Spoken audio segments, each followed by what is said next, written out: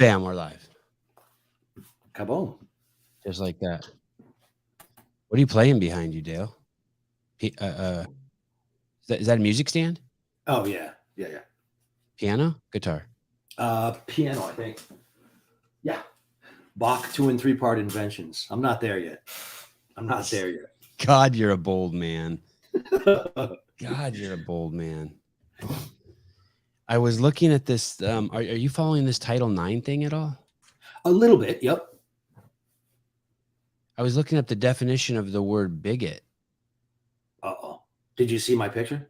No, I cannot believe the bigotry coming from the left. Isn't that their favorite word? How are they doing this to women? They're letting all you have to do is say you're a dude and you can compete in any woman's college sport. It's funny, we're having this. I had a conversation yesterday. So my mom, my sister, and my niece are in town, and I was talking to my daughter Rachel. I don't know if you, my youngest one. Of course, I remember her. Dale, you have 4 daughters, right? Yeah. Yeah. Okay. So my youngest one is working for me on this lawsuit as a paralegal. Oh, cool. Yeah. So she did a year of law school, and she's like, I'm not sure it's for me. And so she said she thought she might want to be a paralegal. So we were talking yesterday about the lawsuit and some other things, and the Title IX thing came up. And it was funny because she was like, I had to remind her about, I'm sure you remember, but when I was at CrossFit, the Chloe Johnson lawsuit. Right. With the, which was, and she said, it was kind of a funny line. She goes, how come you were involved in all these hot button issues like 5 years before it ever, right. Long before Joe Rogan, came out and it was cool or I said, long before Dave Chappelle was running his mouth, I was in court over the Chloe Johnson lawsuit, competing in the CrossFit Games. And it's nothing against Chloe or any, anyone who's, I got a friend, a person I was in the Marine Corps with. I don't know what to say without getting myself in trouble, but when I knew him, he was a guy. Mm-hmm. And then later I found out, I got like a friend request on Facebook and it was the same last name of this guy. It was kind of an unusual name. But it had a woman's name in front. And so I had to, I was like, who's this? I thought maybe, is this, I'll just say his name was Bob. His name wasn't Bob, but I was like, oh, is that, Bob's wife or something, And I click on it and I'm like, holy shit, it looks like Bob in a wig, And so he had, transitioned and gone male to female. And of course, whatever he wants to do with his life, whatever he wants to be or whatever, dress up, I don't care. And, but it was a kind of a weird thing. Cause then you find yourself like, I was having this kind of struggle with the whole, long before people were talking about my preferred pronouns and all that. I was in that kind of internal, like, what do you do with this? How do you manage it? Cause it's like, I remember do you remember, you follow UFC when Tamika Brents got, the Fallon Fox, Tamika Brents, when she got her face caved in by Fallon Fox. That happened in the UFC? Yeah. Why did Dana allow that? I don't know if you'll remember it. When that all went down, there was this moment of... what year was that? Because recently I started looking into that. 15 or 16-ish. Okay. That may have been right around when I started getting into the UFC. Yeah, I think it was.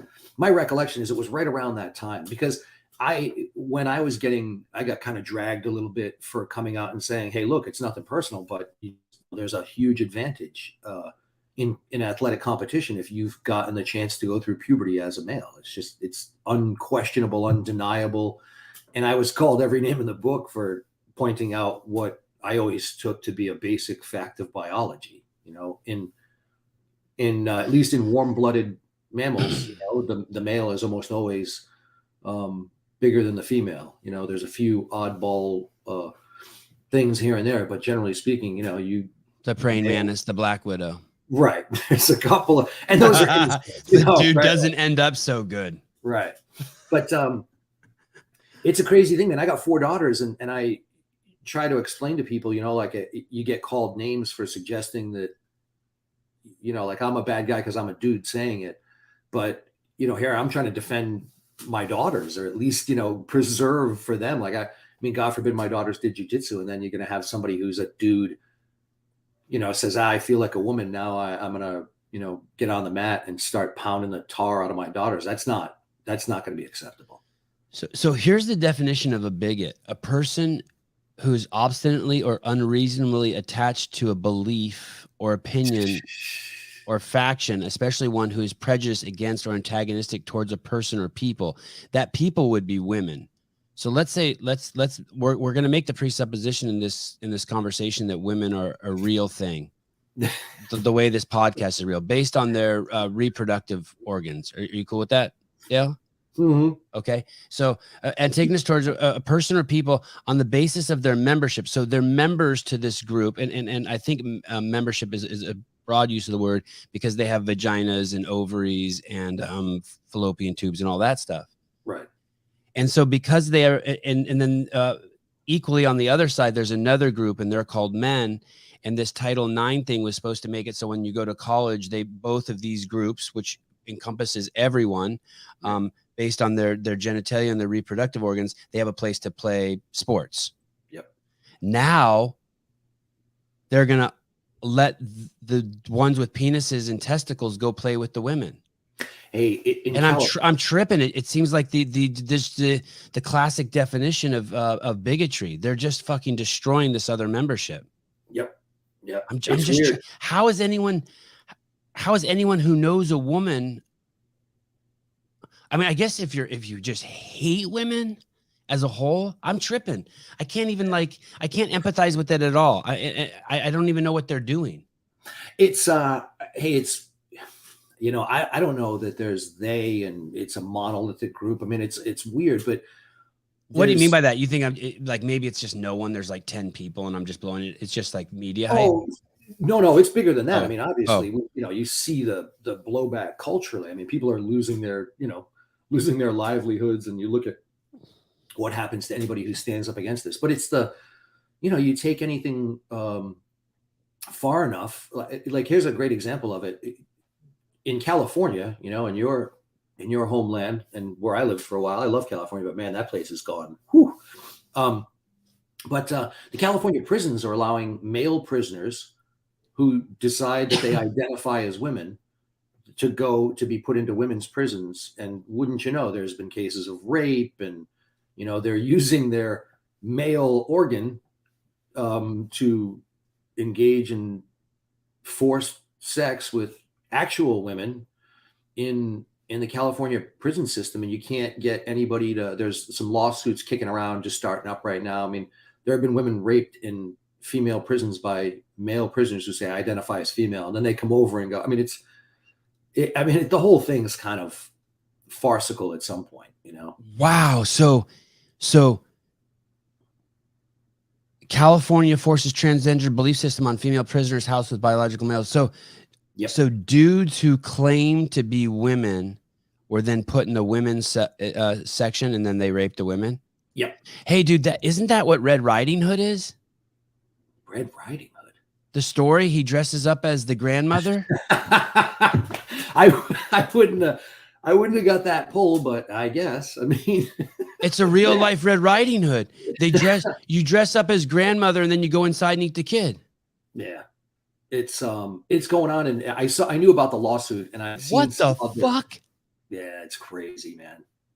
You get to a certain point, you're like, wow, I can't believe you look around, like for me, and we're about the same age, so it's hard to imagine how we got from to this point, from say for those of us who grow up, like I was a teenager in the 80s, and so it's hard to be like, think of the country just as a whole, and the culture from say 1988 to where we are now. But I guess it's 30 years, but man, it seems like we're a long way from What do you think? I have this way of understanding the mechanism in the human brain that's causing so much confusion, that there's a conflation of thought and reality. And part of the thing is that I put a huge amount of the blame on the people on the right because of their refuse of to fight for definitions of words. So for instance, gender and sex, they're being conflated everywhere. But gender is something that's in your imagination, and sex is something that exists in the outside world. And when you conflate the two, then you and I can't have a conversation anymore. Mm-hmm.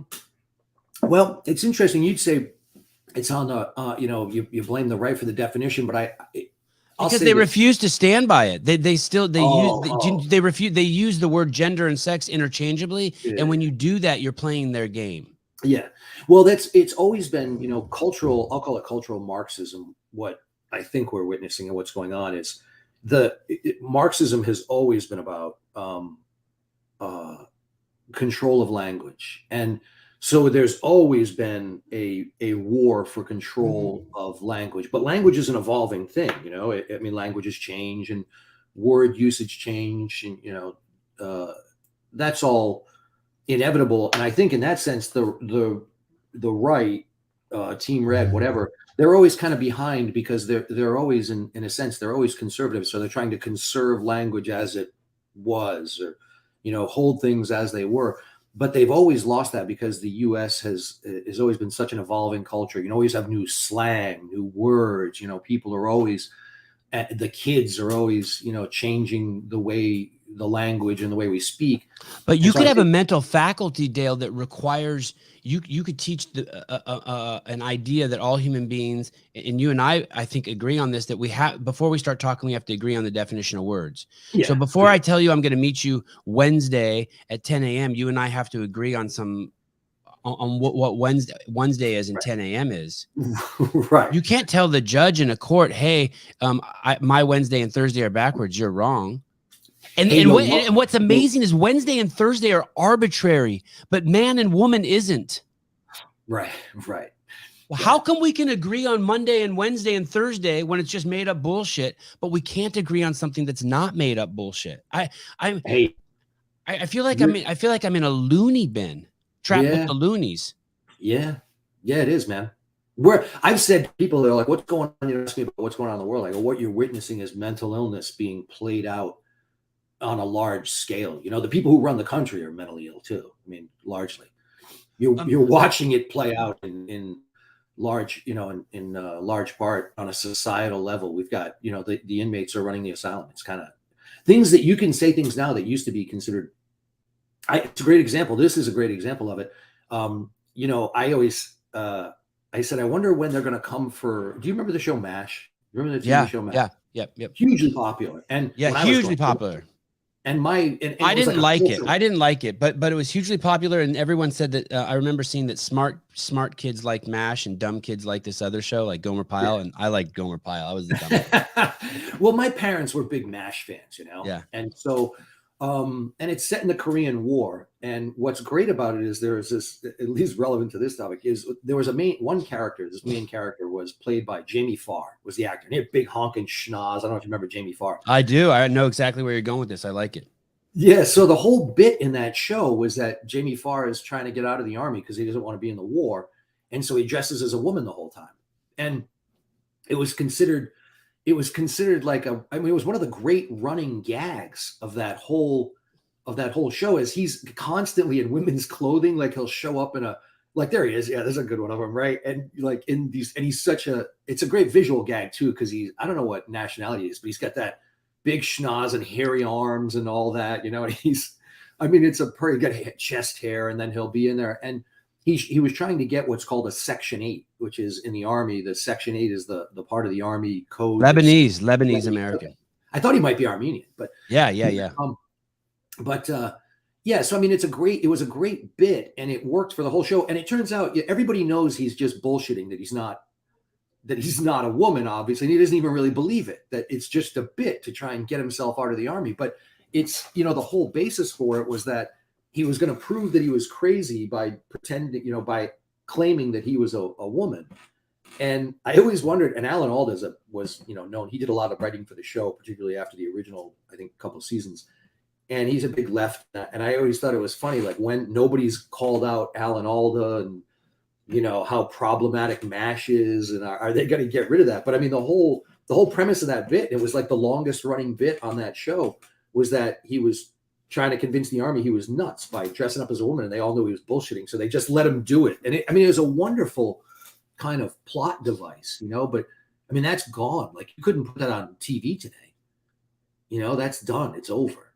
It premiered in 1972. That was the year I was born, and ended February 20th, 1983. It had an 11-year run. The final episode had 125 million. Yeah. I remember the final episode was like a big, people were like, couldn't believe it was over. I mean, it had a great run. Up till that point, I don't think there was anything, maybe Seinfeld's done better than that now and a few others, but at the time, maybe Cheers, but at the time it was an American, Yes. We had like 3 channels back then. Right. ABC, NBC, and CBS. Right. You could watch each week you could watch a new episode on like whatever it was, Monday or Tuesday nights, I forget. But the reruns used to run on UHF. So I used to watch them late at night, or I'd catch them after I watched the hockey game or something on channel 38. UHF was the dial that you kind of had to like spin around to find the station. Yeah. Tweak it in, get the tin foil and hold on to the thing and like, okay, am I getting a picture? You could. For people who don't know, it used to actually really work to just hit your TV. You hit the TV and the station would come in. Yeah, that was a legitimate technique. Yeah, for sure. MASH has lasted. It worked for kids too. At least my old man seemed to think it did. Right. Wrap them on the head and they started working better. MASH has lasted 3 times longer than the Korean War it depicted. Yeah. The series. Yeah, it was great. But it's we were having this conversation. There's some interesting things. I think the biggest flaw is that people, I tell you what's going on is that the reason the right or anybody seems unable to stop the onslaught is very few people have what I'll call clarity. And I call it moral clarity, but it's not really moral clarity. That's not maybe the right term, but people are afraid. I mean, God forbid somebody calls you a bigot, or somebody calls you a racist, calls you some name, and now you're, people are just fearful. And the other thing is the education system ill prepares people for the rhetorical battles that we all have to wage, in adulthood. I think it does a piss poor job of preparing people to be able to defend their own positions and their own beliefs. We're not a people who spend enough time asking ourselves hard questions about what we believe and why and what's the basis. That's just gone from the entirety of the education process. It's unfortunate. Was it ever there? It was probably, I would say, how I am about education, but there was a time when there was an education called the Trivium. That was really the Middle Ages, was something called the Trivium, and it was grammar, and I'm trying to think of what the third leg of the Trivium was, but it was the idea that a liberal arts education, we weren't trying to teach you what to believe so much as, or what to think so much as how to think. Right. And so that you were equipped, no matter the context that you found yourself in, you had all the tools necessary. But then the information age and the 70s, and you remember this, we were about the same age. And I remember when education really shifted, it was like, everybody's going to need to go to college and everybody's going to need to learn computers. And it became less about learning how to think than it was, we're going to teach you a body of knowledge. Of course, I now think about that and I laugh because it seems so foolish, but how could you ever think that teaching a kid in middle school some substantive thing, like he's not going to graduate from high school for another 4 years. By that time, whatever substantive knowledge you taught them in the 6th grade is going to be useless. It's already going to be too late. It's 6 years past, There's two words that everyone should know and look into a little bit. Epistemology, the theory of knowledge, especially with regards to its methods, validity, and scope. Epistemology is the investigation of what distinguishes justified beliefs from opinions. It is if you don't know about epistemology, this is going to be so harsh. If you don't know about epistemology, you probably should never talk again. You probably never express your opinion ever fucking again. I mean, it's because you have to know how this works. You have to understand the mechanisms of the brain. And it's like I asked people, you have a tattoo? I asked, you're going to love this story. And then ontology is the other one. You have to know these 2 words. Yeah. You have to read a little bit about these things. Yeah. Ontology, the branch of metaphysics dealing with the nature of being, a set of concepts and categories and subject area or domain that shows their properties and the relationship between them. You have to know relationship. You have to understand context and relationships, because without that, there is no world. Yeah. Hey, you'll love this, right? What do I have sitting on my shelf? Do you remember when Greg went through this phase where he had all of these? Yeah. Yeah. Oh, yes. Yes. Oh, tell me, share with people what those books are. These are great books. Yeah. So there was a series of books that put out by like the Oxford Press, and it's called A Very Short Introduction, and it's across this thank you, Chris Corradino. Yes, grammar, rhetoric, and I couldn't remember what I was forgetting there. I've got it on my shelf too. But this very short introduction series were put out by the Oxford Press, and it's I forget how many there were total, but it was a few hundred. And Greg bought every one of them because he read one or two, and then he had the whole series. Then he got me into it, so I got a bunch of them. But they're these little books from the Oxford Press that are like a short. This one right here on metaphysics is only. It's not even 100 pages, and most of them run about that 100 pages, 115 pages, and they're these short, nicely, not overly nice, but nice little books, and they give you like a whirlwind tour of all these subjects. And like I have metaphysics. There's another one, A Very Short Introduction, law. What is law? What does it mean? Philosophy. I got one. Philosophy of law, and so. A very short, one of my favorites is A Very Short Introduction on Knowledge. And of course, it's one of the thicker ones, but it's, how do we know what we know? How do you claim to know something? And those are deep questions. I think I might say the big problem, my biggest problem in education and maybe society broadly is nobody's asking the big questions anymore. Like everything's small. We've gone small in every way. Can you give me an example? Can you give me an example? Oh, before you give me an example of that, you got to see what someone wrote up here. There's a great, someone says something about Russell Berger. Oh, listen to this. Did Russ Berger have moral clarity before he was fired? Why does it have to be before? Why can't it be before, during, and after he was fired? Why does it have to be before? No, but I get what you're doing, Jason. You're a good dude. Hey, listen. Yeah, he had moral clarity. Sure. I mean, yeah, Russell Berger might be one of the, and also, by the way, we went through the, Russ Berger and I went through the, what was that public speaking course we all took together? The big, yeah. Russ and I took that course together, competed against each other in that. And Russell Berger's a great rhetorician. Russ Berger's a trivium guy. He would agree with me 100%. It's the greatest public speaking course. Reed Buckley. Yes. Reed Buckley. Yep. Wow. Yes. Wow. Yep. Speaking course. Wow. Yeah, I forgot you guys did that. You guys did that at the Grand Del Mar, right? Yep. Me, Russ, I forget who else was in that. There were my deputy at the time, Marshall did that. A whole bunch of us did. Marty Say? Yeah, I think so. Yep.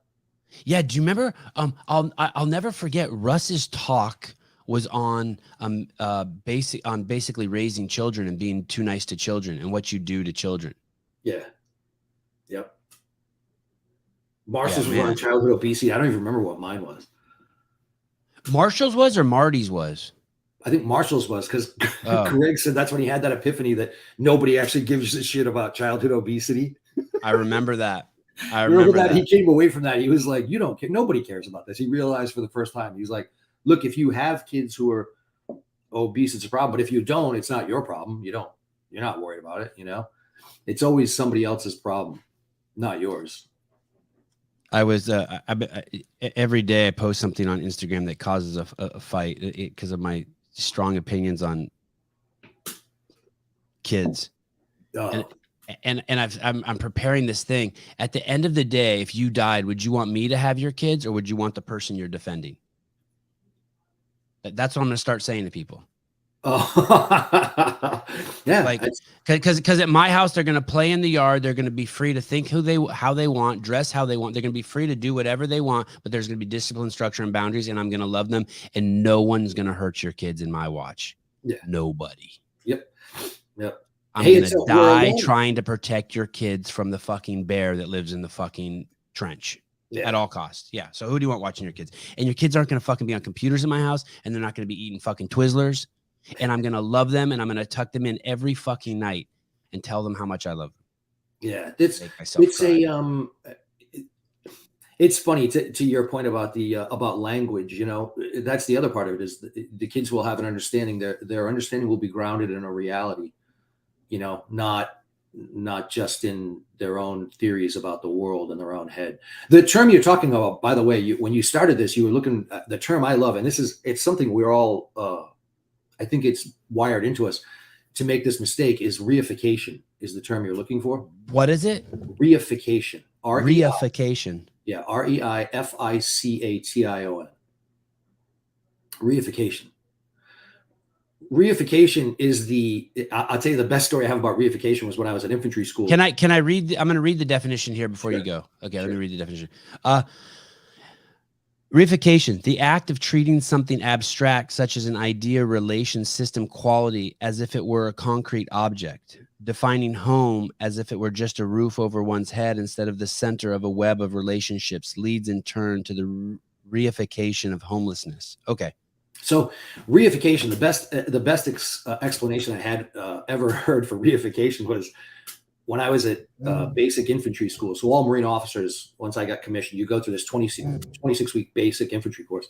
And so the guy we had for map reading and land navigation took us out. We're out in the woods, and he holds up the map, and he goes, reification. He said, does anybody know what that is? The word meant, but I didn't really know where he was going. And so everybody's just like quiet, 200 lieutenants all sitting around, and we're like, man, where's he going? And he goes, it's about. Oh, you're breaking up. You got to start over. You're breaking up so bad, Dale. I think something's sorry. wrong with your internet. That's okay. All right. I look good. Yeah, you look good. Yeah, he held up the mat and he said reification. He held up a map and he said, reification is confusing the map. And then he stomped on the ground. He said, for this. And he's like, don't ever do that. And so it was this funny thing because I looked into it. I was so fascinated. I love new words. I'm a word nerd, professed word nerd. And so I had to look into reification. I realized it's wired into all of us. We have models about the world. We develop these mental pictures of how the world works. And then what we do is we project that map of the model. Damn, would tell us is like with the so bad. With reification, you get an idea in your head about, you see things on the map, and then you're navigating, and then you get to a point where you think like, oh, there should be a road intersection here, and you're standing here, and you have all these clues, and the ground doesn't look like what your map looks like, and so what you'll do is you'll choose the map over the ground. The map is not the brain. Teddy Williams knows. Yeah, the map's not the dirt, man.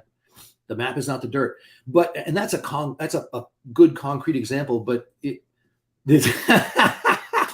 I like giving Sevan a new vocabulary word. I am going to tell you, I'm tickled. I am so excited. I almost want to just end the podcast and run out into the world and the real world and use my new word. That is dope. We all do it. You develop mental models of how the world works, and the difference between people. Money is a classic one. How money works. People think money is real.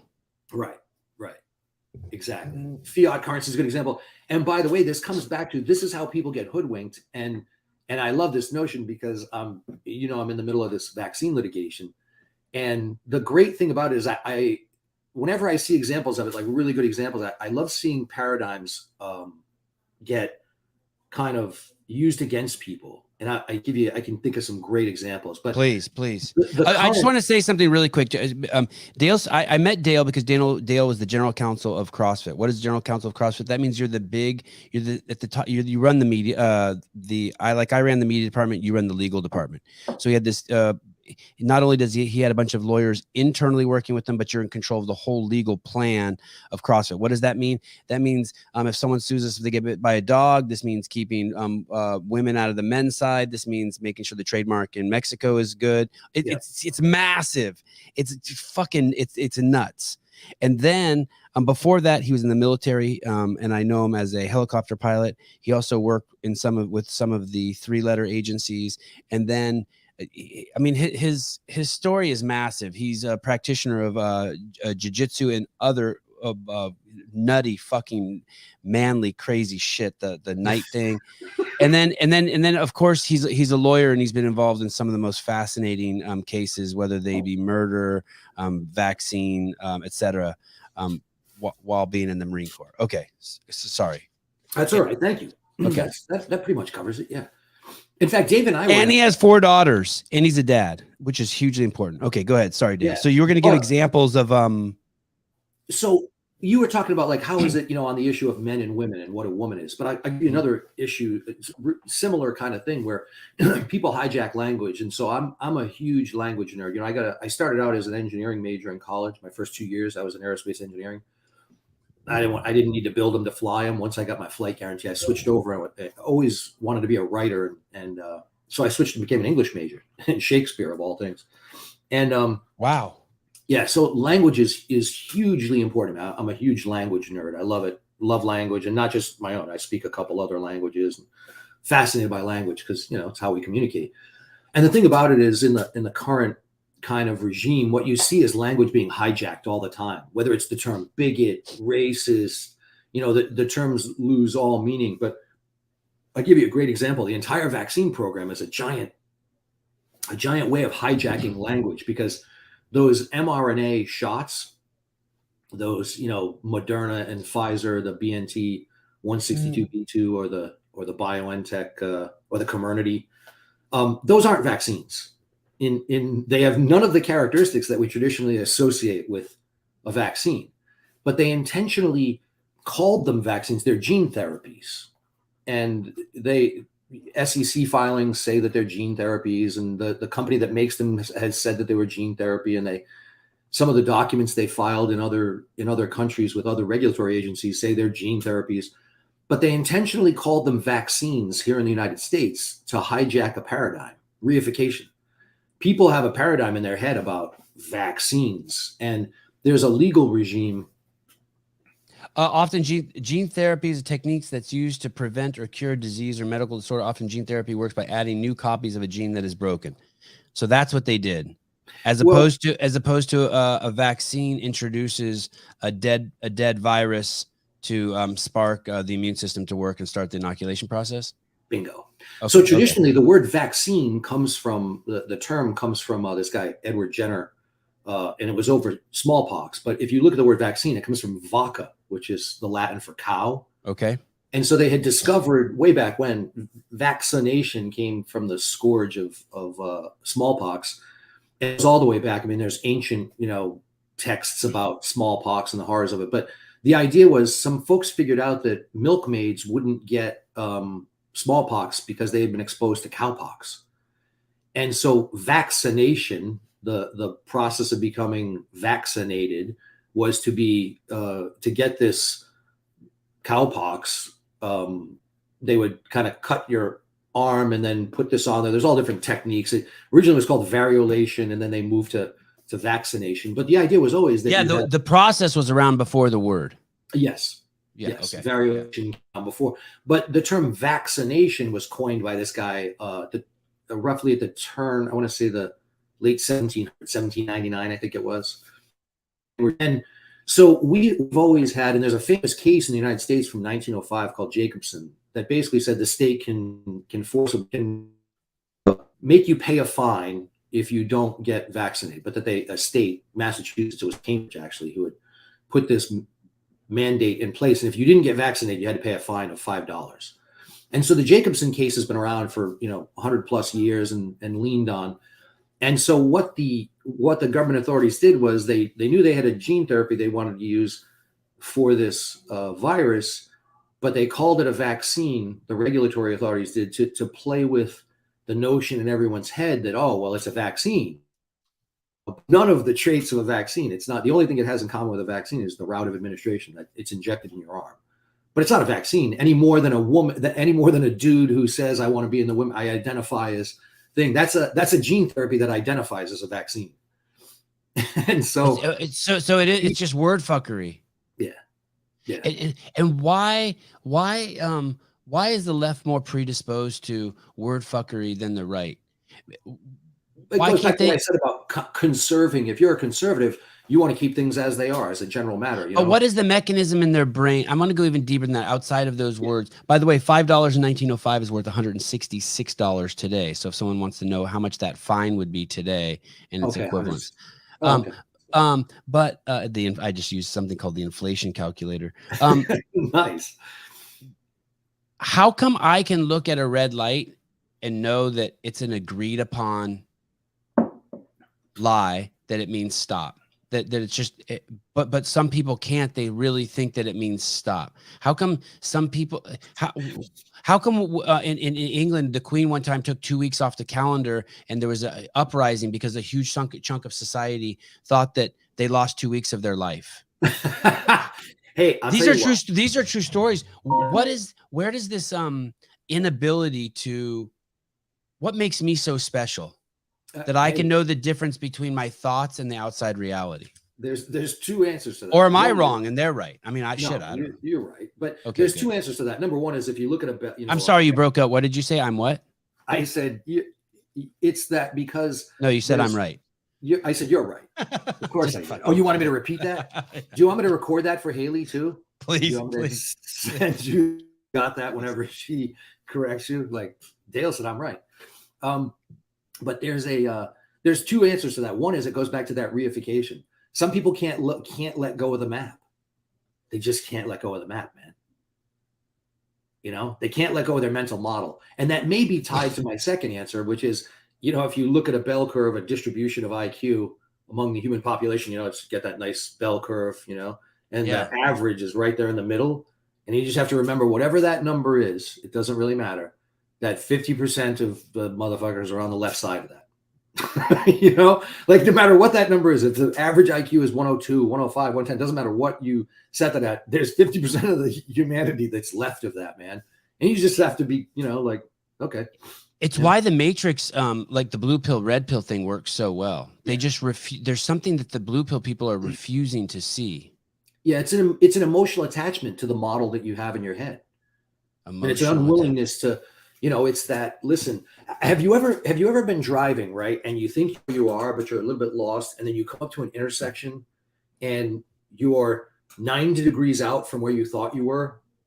And you get to the intersection and you're staring at it and you don't recognize it. Like you don't fully, you're like, this is all fucking wrong. The Dunkin' Donuts is in the wrong place. The Starbucks. And you can't, it just doesn't compute. You're like, this is all fucked. And it takes you like, how long it takes you to get your head to let go of the mental model of, no, I know I was coming from the north. And it's like, actually you were lost and you were coming from the east and you're having trouble. Yeah, that used to happen to me as a kid way more. I knew I was going on the freeway the right way, like I'd be 18 years old driving. I'd be like, how the fuck is the ocean over there? Something in my brain is not computing. But that's an emotional attachment? That's an emotional attachment? It is, man. It happens. Yeah, sure. So it would be like if I found out the Turks really didn't kill the Armenians, but I was raised that way and it's part of my identity. And I actually somehow was able to go back in time and see that the Armenians were the ones who were killing the Turks. Right. So it fucked me all up. Hey, here's a great example of it. And you'll appreciate this one. How many times do you have a friend or someone you know who you love and care about, and they're in a relationship and you're like, hey man, she's cheating on you. And he's like, no, you're wrong. That's bullshit. You know, you don't know what you're talking about. My God. You know? And how many times have you been like, man, this is going to end like just a train wreck. And there's nothing you can do for that person, you know? Or how about like, it's funny. If you say to someone the earth is flat, they'll have like a violent reaction. Like you're a fucking idiot. Or if you say 9/11 was a inside job, you're a fucking idiot. Or if you say the moon thing never happened, you're a fucking idiot. So basically, and those people might be right that you are a fucking idiot for thinking that. But the reason why they have such a violent reaction is because they're so attached to their reality that it would fucking be like giving them 100 hits of acid if they saw. If they found out the U.S. government actually brought down the World Trade Center. Right. Wow. Right. They're so scared. Yes. Yep. It's you can tell and by the way, that, you know, 100 hits of acid thing's a great one because I'll tell you part of, you know, you do a little hallucinogenics. And I remember talking to somebody in the CrossFit community, I want to say him, but I had done some hallucinogenics for the first time, and it was a really profound and revelatory. And I was talking to somebody about, they were like, I'm not saying yes or no to your experience, but I'll just tell you that my experience was after LSD, many, many times, I realized whatever you believe about God or not God or whatever, they go, I realized that I wasn't as certain about anything anymore, because there's a perspective that I realized, like, there's a way of perceiving this universe, and it can be perceived in a very different way. And like, I'm a lot less certain about anything. And so I don't discard anything anymore. I'm open to all of it, Wow, you really touched on something. So that's another thing that people just can't get their head wrapped around. And I'll tie this back to the science thing. Nothing is true. All beliefs are fake, but it's okay to believe things. You want to believe the thing that makes you most successful. So like we used to use Newtonian gravity because it was the most successful understanding of how objects were moving around. And then eventually Einstein came up with a relative theory of gravity, and that became more successful. But that doesn't mean that now this one is true and that the Newtonian gravity is false. It just means like the ideas are always going to be evolving, but it takes a very special man, I guess, to realize that none of what we believe is true. We're just trying to hold on to the best theories that allow us to predict what's going to happen next. How do I get this cup of water to pour into my mouth and not onto my fucking shirt?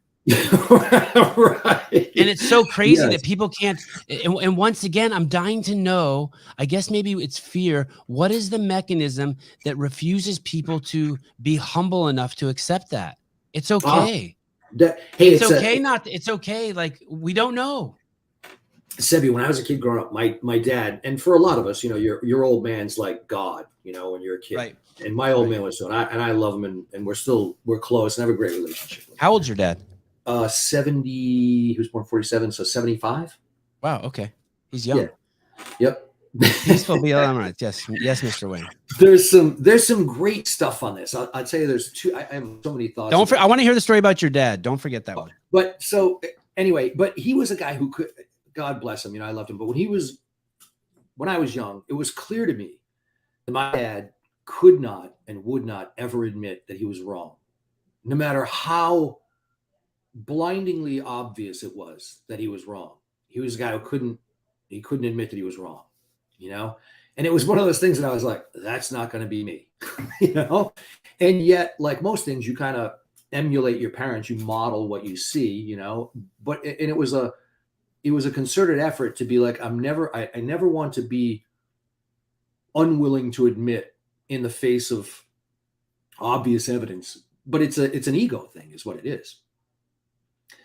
So you ask, like, what is it in people that makes them like that? My dad also couldn't stand he hated to lose, and so like he couldn't, I played him in chess. I beat him when I was young at chess, and I loved chess.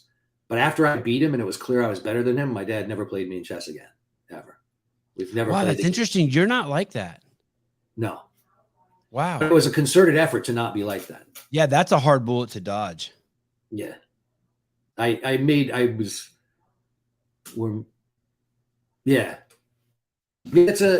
she's got it on Miss Fayzolahi. She's got it. Seema's got it right.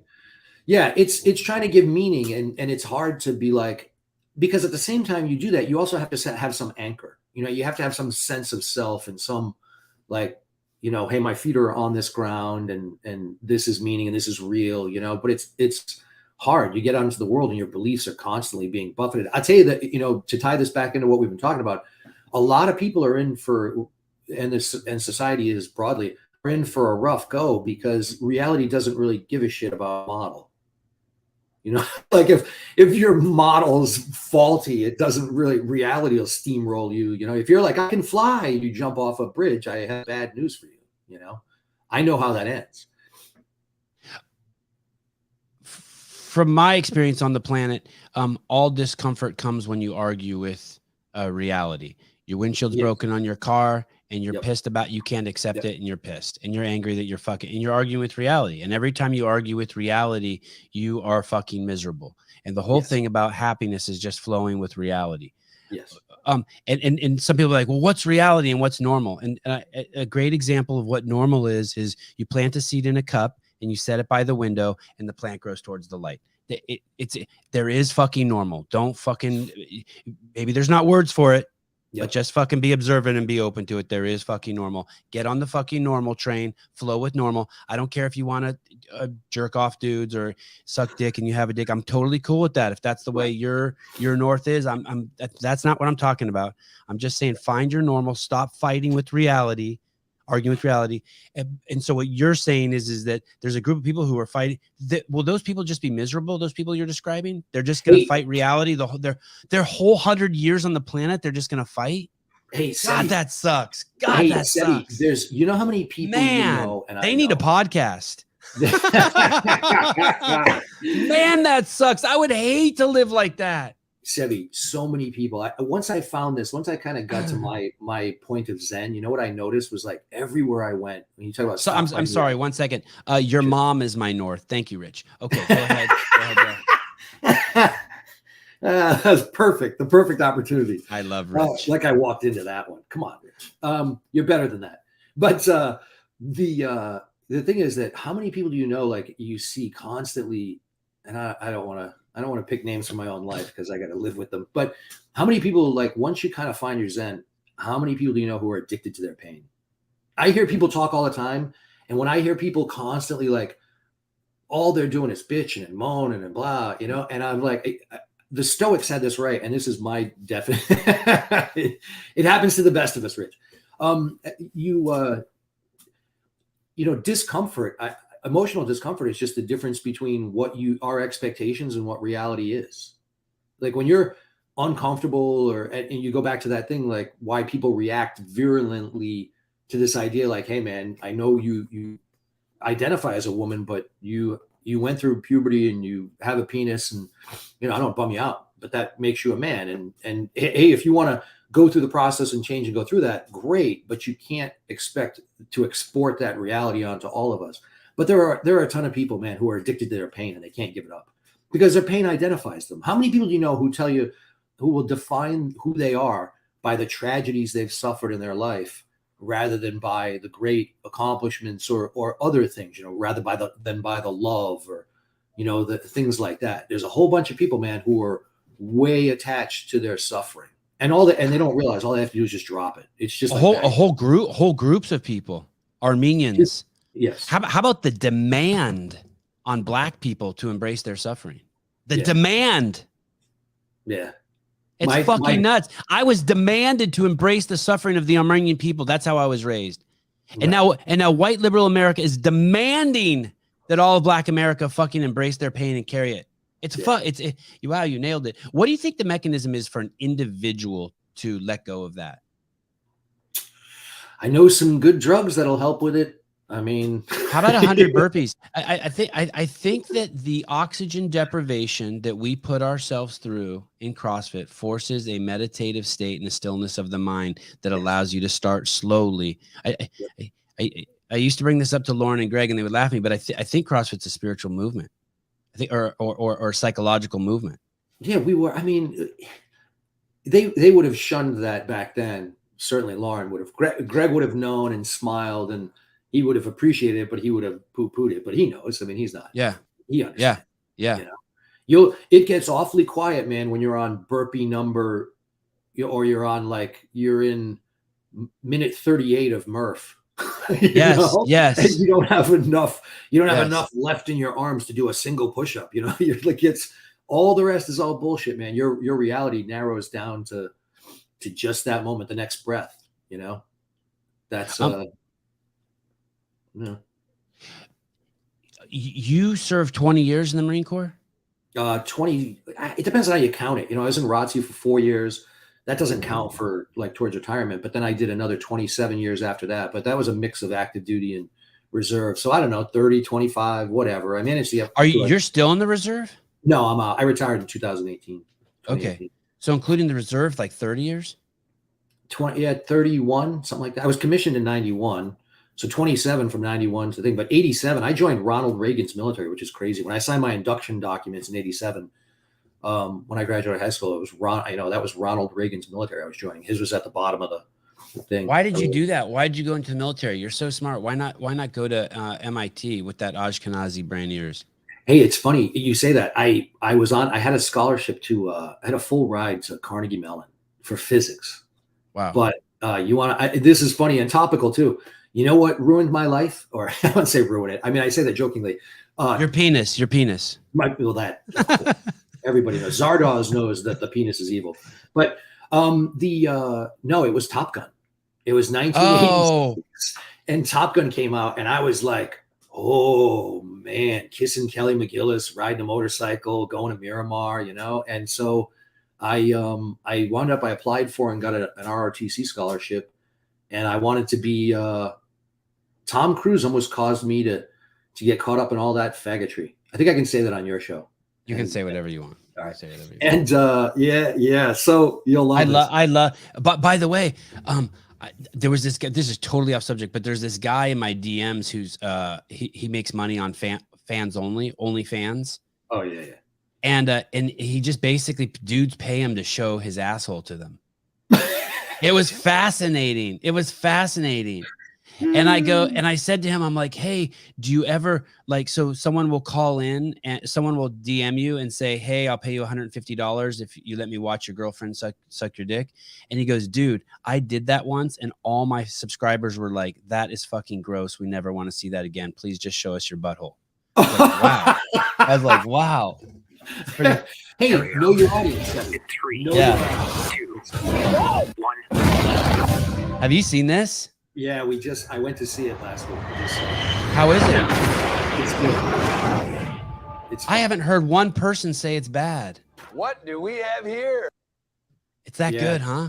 Yeah, Miles Teller's they did a great job. He's a dead ringer for Anthony Edwards in the original, and he's a good actor anyway. He's a talented kid, but it's good. I mean, I laugh. You know, I wanted to be Top Gun. I wanted to be Tom Cruise. You know, and I joined the Navy. I had a Navy scholarship, and then I showed up. And I met my first Marine. I didn't know anything about the military. You know, my dad was in the Air Force for 3 years during 65 to 68, right before I was born. And I think he really did that to avoid getting shipped to Vietnam. It was like the best odds. You know, he graduated high school he was right in the fat, you know, right in that big group of dudes. So he joined the Air Force and was only in 3 years, got out. I was born in Texas, so I didn't really have any military. Was he discharged? How did he only do 3 years? Back then, that was the enlistment. It was 3-year enlistments. Okay. So by the way, Caleb's in the Air Force. Hey, what's up? Oh, he's in the Air Force? Caleb, Dale Saran, Caleb. Nice to meet you, Dale. Nice to meet you, Caleb. You're an Air Force guy? Yeah, I am. All right. Well, okay, thanks for showing up, Caleb. You the man. It'll work out. No, just kidding. I've got most of my clients right now. I've got 540 plaintiffs, and it's probably going to get up to 750 here shortly. But we got about 750. Most of it's Air Force folks. A shit ton of pilots, in fact. Shit ton of pilots. So I'm going to get us to switch gears here a second. So basically, you had a scholarship to Carnegie Mellon. You could have gone anywhere. Instead, you saw Top Gun. It's funny. Yep. It's similar to the Dave Castro story. Dave Castro saw some movie and became a Navy SEAL. I think some Sean Connery movie. And so I'm going to have you on again, of course. There's so much to talk about. But right now, you represent somewhere between 500 and 750 members of the United States Air Force in a class action lawsuit? Total, I have spread across the services, but I've got grand total of the suits I'm involved in. I probably have closer to, and I've got some people waiting to join the suit, so I've got to amend the complaint and all that. But I've got my poor paralegal, my daughter is overwhelmed. I'm turning people away. We probably have close to 1,000 who want in, who are like banging on the doors, like, please help us. You know, they're going through hell. They're being put through hell. It's horrible. The American people knew, they'd be horrified. And can you start from the beginning and tell me what the fuck is going on? Tell me about this case you're doing. By the way, Dale was also involved in the Anthrax case against the United States government. And I was reading in the Epic Times you won that case. Sort of. I mean, I was flying helicopters, and then I put into this funded law program and became there were a handful of us who were selected for this program where the military will actually send people who were previously in different MOSs, military occupational specialties, doing different jobs. Like you could be a ship driver. They pick a small number of those people and then they send them to law school, put them through naval justice school, and then send them out to the fleet to be judge advocates. So I left flying. I had to give up flying, went to law school, but the military paid for it. And then I graduated, passed the bar, go to Naval Justice School, and then out to Okinawa, Japan, I went as a defense attorney. So I was defending Marines and sailors out in Okinawa. And some of my first cases were the anthrax vaccine cases. And then you represented one sailor and two Marines who refused the vaccine in Okinawa in 2000, the anthrax vaccine. Okay. And then one of my clients I got a stay from an appellate which led to you writing a book, which is available on Amazon, written by Dale Saran, United States versus members of the Armed Forces: The Truth Behind the Department of Defense Anthrax Vaccine Immunization Program. Yep. Okay, sorry. And that all kind of led, it's funny how kind of things come full circle in your life. So I went through that, and it was a bitter part of my life because I worked behind the scenes. One of my clients testified before Congress, and so I went up to the Hill and met a lot of people, and it was an enlightening trip. And then it looked like it was, and then 9/11 happened, and like I was so pissed off at the Marine Corps, I got myself passed to get out, and then wound up doing some other government agency work in Afghanistan, and then were you recruited for that? Or did you lean into it? I leaned into it. Okay. But so you still wanted to work for the government, even though you got pissed at the Marines, you leaned into some other stuff. Yeah. Okay. I did. Okay. And I thought I had the illusion that, well, it'll be better because it's smaller and more elite, and it'll be much better if I go do that. And then of course, once you get there, you realize it's just as broken and fucked up as anywhere else, and you're like, oh shit, now what did I do? Right. But it took me until 2006. But hey, the great part about that was, what did it do? That's where I found CrossFit, 2005. I was in Afghanistan, and a lot of the guys where I was were doing CrossFit. And so I found that. And by 2007, I was at the first CrossFit Games. No, not that one. No. Other government agency, Bruce, and other government agency. One of the others. Okay, but I know those folks, a lot of those folks, co-located, we work together. So then, so tell me about this. So tell me about how did you get involved? So tell me about this case that you have with this cohort of nearly 1,000 people. I had filed another case. Some folks reached out to me and heard that I had worked on this federal case, Doe v. Rumsfeld, which actually shut down the anthrax program in 2003-4. I didn't start working on that. So that's why they say you won, because the program got shut down, but the soldiers still got fucked. Yes. Okay. Yes. Because the article said you won, but I've talked to you personally and you said you lost, and that's because close to your heart you really wanted to get fucking vindication for these guys. Yeah, and I worked for years behind the scenes. So like even when I was working for CrossFit, Greg was pretty easygoing about me still doing stuff and on my own time I would moonlight and do stuff. Like I represented a guy who was trying to get his records corrected, who had been court-martialed, and so I worked for behind the scenes. Hey, Ken, send me an email and we'll talk. There's a lot of people like, yeah, I heard it was closed, and yeah, I mean, we're working around it. Be a motion to intervene down the road, but I'm trying to get people together, protect as many people as I can. They're my folks. But yeah, so some folks, when this vaccine program was getting ready to be launched, some people, one of the guys who was the main Doe plaintiff, he's a Air Force colonel, and he fought this thing. God, the guy's my hero. He's an Air Force Academy grad. He just never gave up, never quit. Always holding the military to its own standards. But he's some people had reached out to him, and he said, hey, the guy you need to talk to is Dale Saran. And so some other lawyers reached out to me and kind of dragged me in, and it wound up costing me I was in a different job. I was working in tech. This was just last year. I had a completely different job. I was helping a startup company, doing some stuff in payment systems and all that. And then this kind of landed in my lap. And the thing was, it was funny because that part of my life, that anthrax vaccine fight, was like this bittering experience, because it looked like this loss of years, and it led me down this rabbit hole, and I was like, what a fucking shit show that was. And then this all came up again, and and I was fighting it hard, and then I lost my job. My boss kind of found out I was moonlighting, and he fired me like on one day notice. And I was in the middle of this lawsuit, and I mean, I didn't know where the next paycheck was going to come from. And I had this moment of like, I just stopped fighting, and I realized like, dude, this is right back in your lap. Like, what do you think?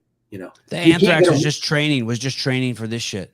It was just the training setting. It was just training for this. And so good training, right?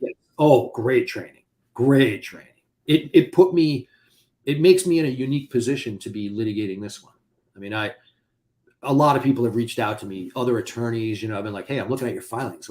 And then dug in on me and they were like, oh shit. And so I've had lawyers reaching out to me like, hey, will you help us? Will you, help us with our filings and all that? So I have no lack of time and, I'm plenty busy. I got a lack of work and all that. So it's funny. That's full circle to not arguing with reality. Yes. And that's what's funny about it is I was fighting it so hard. I was like, fuck this. I was like, why, why am I back in this fight? And my wife finally said like, why don't you just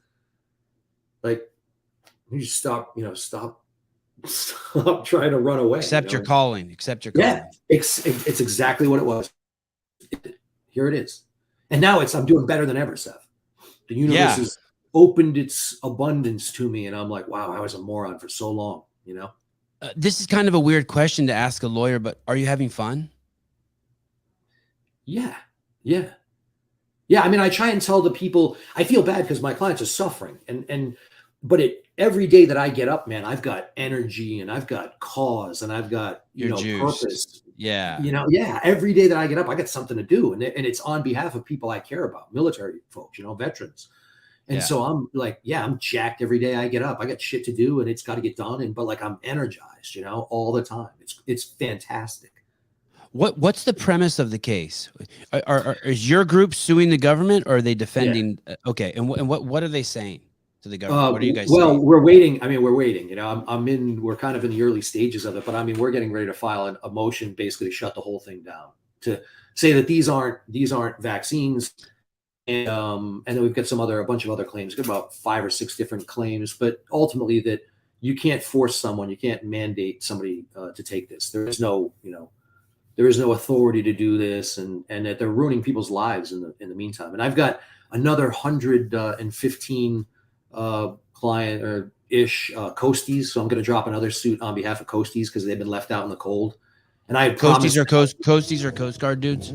Yeah, yep. So I've got another 100 and something Coasties that I'm going to do this for in a different jurisdiction. And then, why can't you just take on 100,000 people? Like, why do you have to shut down how many people can sign up? I got one paralegal, my daughter, and you just to manage a herd of people that big. I think I'm the only attorney doing anything this big. I just How come someone doesn't jump on board? How come there's not some patriot out there with fucking $100 million who won't just throw $500,000 at this? There's some people out there. I mean, there are other groups doing that, like raising money, like Defending the Republic. Sidney Powell, but she's got kind of Trump ties, and now you get into politics and everybody's, but I'm working with one of her attorneys, a guy named Brandon Johnson, who's fantastic. He's a bright guy. So, I've allied myself with people who can write, because ultimately you got to be able to write to do this. You need good writers, people and good legal writers, and who are kind of bright and quick on feet. But, the government answer is basically like to lean on that vaccine paradigm, to lean on that vaccine map. Oh, we can vaccinate you. And, oh, you want to kill grandma? It's the same thing as the bigot thing. As soon as you say something that, challenges the prevailing notions, the answer is, why they do use emotional appeal like that? They use emotional appeal. Yeah, all of it is. Yeah. They lean so hard on the troops, you wouldn't believe. Hey, check this out. When this first started, the military made people who are unvaccinated wear different colored wristbands at some bases than those who are vaccinated. Different colored wristbands. What does that sound like? Yeah, and they wouldn't let, like, I had clients who were allowed to go to the chow hall. They weren't allowed to eat with the unvaccinated, weren't allowed to eat with the vaccinated. I mean, they're treating these guys like some other people treated some dirty people back in the day. It's crazy. You meant in the Epic Times article, there's a distinction that they make between it being constitutional to force troops to take a vaccine, but unconstitutional to force gene therapy. You also mentioned earlier in the podcast about a law that passed in 1905, Jacobson. It's a case. It was a case. Jacobson was a suit where a guy didn't want to take the smallpox vaccine. He was like, "This is shit. I want to take," and the Supreme Court said, "Tough shit. You got to take it." Well, but where in the Constitution? What in the Constitution allows the U.S. government to force people to take drugs? Fuck you. That's why clause. Yeah, that's listen, we're a long way from that document, man, which is the hard part about being a lawyer. Like I have to be like deal with reality a long way from home now, you kind of have to work with what you got, but it's fun. It's a challenge intellectually. So you dabble. So, do any of these crazy people who can't distinguish the difference between reality and their thoughts, are any of them judges? Do you see judges like that? Occasionally, sure. Yeah. Oh yeah, yeah. Oh my God. Oh my yeah. God. Yeah, I've been on the wrong end of a few of those, man. That's rough. Yep. Yep. Oh my goodness. Oh my goodness. Oh my goodness. Hey, do you think everyone is like that? You know this statement that we're brought up with as kids: if you're not a Democrat as a young man, you have no heart, and if you're not a Republican as a adult, you have no brain. There's something like that. Do you think you have to travel through that? Do you think you have to travel through? Does everyone do that? Does everyone travel through that process? Is that part of being a human being, or no? Some people can just be born red-pilled already. No, I think most of us travel through it, but just maybe in different subject matters, like in a discrete area. But the other joke. So we're all caterpillars, and some of us turn into butterflies, and some of us don't. Yeah, some caterpillars just spend their life chewing on leaves, man. No cocoon, no chrysalis, no coming out the other side. Dale, there was a teacher who put a note on the door of their classroom, and it says, if your parents don't accept your identity, I put it on my Instagram. If your parents don't accept your identity, I'm your mom. and then there were a bunch of rainbow flags over it, and I posted it, and a bunch of people, and I said, hey, like, if you come between me and my kids, you should expect all the gloves are off. You should not expect. And I give anyone who, no matter how they respond to this, a pass. I accept no one becoming in between their parents and their kids. Nobody, for any reason. And people turn this in. So what's crazy is that people turn this into a gay thing. They're like, they started talking about homosexuality, gay. I'm like, they turned it into that. I don't care if my kid's gay or straight. Right. I care about you trying to come in between my kid and me. And once again, it's that conflation again. Yeah. You see this conflation, right? Of coming between your kid and people are jumping in who don't have kids. And that's why I would say to you, if you were to die, let's say you're Jewish and the Germans were taking you and you had your baby, would you throw your baby at that teacher to catch, or me? All of you who fucking hate me would still throw your baby at me, because at the end of the day, your baby's free and safe with me. Yeah. But it's not free and safe with that person. It's indoctrinated. Hey, with that person and fucked.